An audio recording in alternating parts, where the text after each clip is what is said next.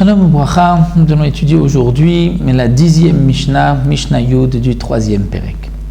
La Mishnah nous rapporte que Ben Katin, qui était lui aussi Kohen Gadol, nous avons vu plus haut Yehoshua Ben Gamla, qui avait fait 2 plaquettes en or pour le tirage au sort des 2 boucs, et là Ben Katin, qui était aussi un Kohen Gadol, Asa Shnem Asar Dad la Kior, a fait 12 robinets au Kior. Le Kior, c'est cet ustensile duquel les Kohanim se lavaient les mains et les pieds tous les jours avant de servir au Beth Amikdash, le fameux Kiddush Yadayim Veraglaim. Le Kohen Gadol aussi, le jour du Yom Kippur, nous avons vu qu'il faisait 10 Kiddush Yadayim Veraglaim, mais les Kohanim, chaque jour, devaient se laver les mains et les pieds, donc du Kior. Au départ, il n'y avait que 2 robinets, ce qui prenait du temps pour tous les Kohanim qui avaient besoin de se laver en même temps. Donc lui en a fait 12 afin que 12 Kohanim puissent en même temps faire le Kiddush Yadayim Veraglaim.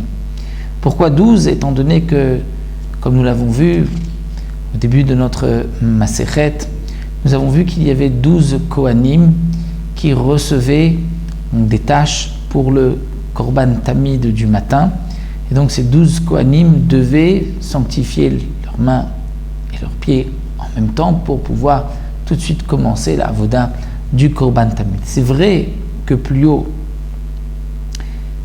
il est rapporté qu'il y avait 13 Kohanim, puisqu'il y avait un Kohen aussi qui était désigné pour la Shrita, pour égorger le Korban Tamid, on parle tout au long de l'année, mais le Shochet, même si c'est un Yisraël qui fait la Shrita du Korban Tamid, la Shrita est valable.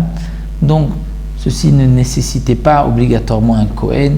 Donc, il n'était pas nécessaire de faire 13 robinets, 12 suffisait.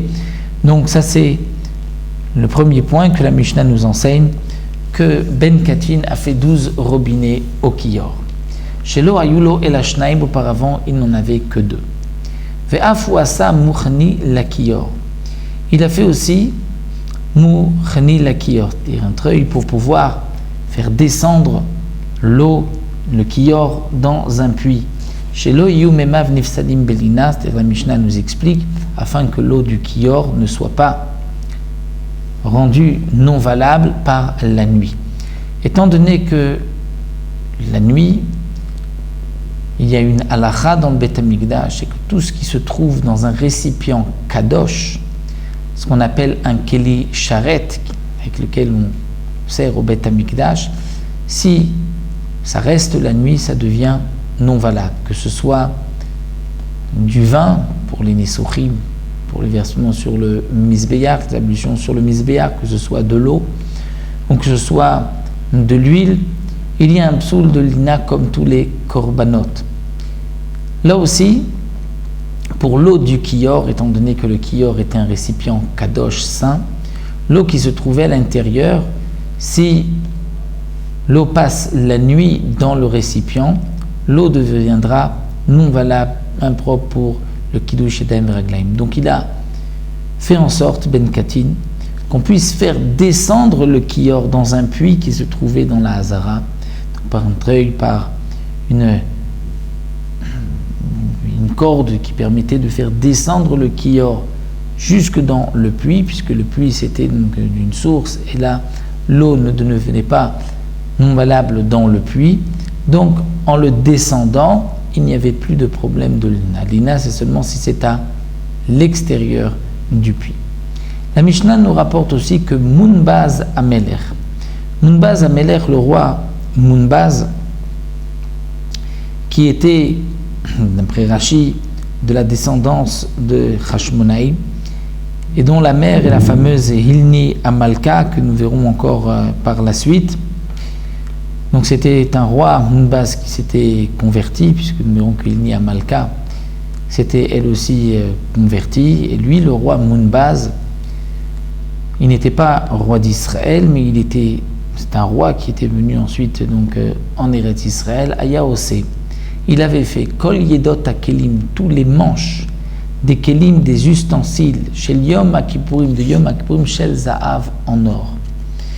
Tous les manches des kelim de Yom Kippourim, c'est-à-dire des couteaux, puisque le keli ne pouvait pas être lui-même d'or, mais les manches étaient donc d'or. Ça, c'est ce que Munbaz Amelech avait fait. Hilni imo, Hilni sa mère, Hilni Amalka, Asta nivreshet shel zahav. Elle avait fait une nivreshet, c'est-à-dire une menorah, un lampadaire en or, al pitro shel echal, à l'entrée du echal, afin que lorsque le soleil brillait le matin au lever du soleil, il y avait un reflet, un éclat de cette menorah, de ce chandelier, et ainsi on savait que le moment du Kriyat Shema était arrivé.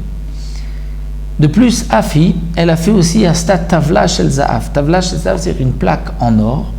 Chez Parashat Sota Ktuva Lea, où elle a écrit dessus la paracha, donc elle a fait écrire bien sûr, la paracha de la Sota, de la femme infidèle, comme c'est rapporté dans la Torah, que nous verrons dans Masechet Sota.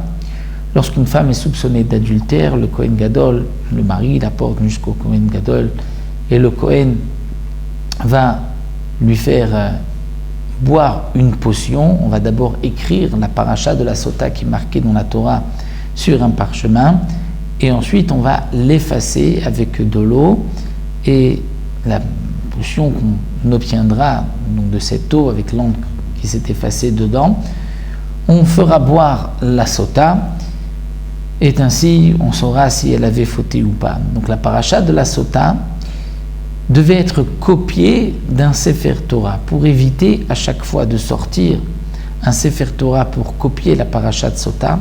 Elle avait fait une plaque en or où elle avait fait écrire la paracha de la Sota, et de là le Kohen copiait la paracha de la Sota pour ensuite l'effacer et la faire boire à cette femme. Nicanor, c'était le nom d'un homme, Naasun Nissim Nedal Totav.